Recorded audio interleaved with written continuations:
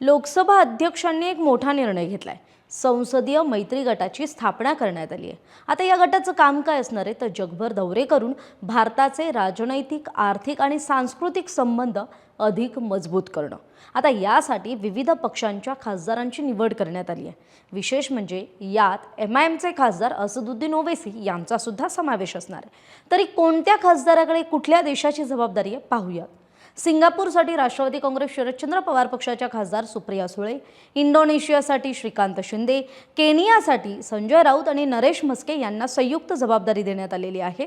अर्जेंटिनासाठी Ashok Chavan, ब्राझीलसाठी Praful Patel, मोरोक्कोसाठी Arvind Sawant, चिलीसाठी Ravindra Waikar, Baltic देशांसाठी वर्षा गायकवाड आणि श्रीरंग बारणे यांची निवड करण्यात आली आहे।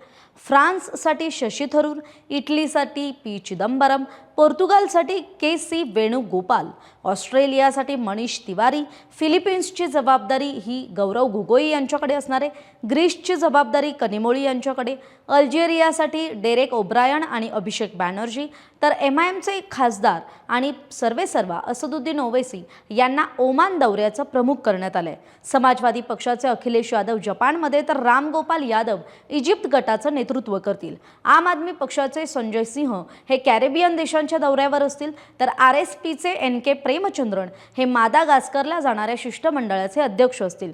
राजकीय मतभेद बाजूला ठेवत आता ग्लोबल डिप्लोमसीवर भर देण्यात आलाय। भारताची संसदीय कूटनीती आता अधिक सक्रिय होणार का, हाच प्रश्न महत्त्वाचा ठरतोय। आपल्याला याविषयी काय वाटते, आपली मतं कमेंट करून जरूर सांगा।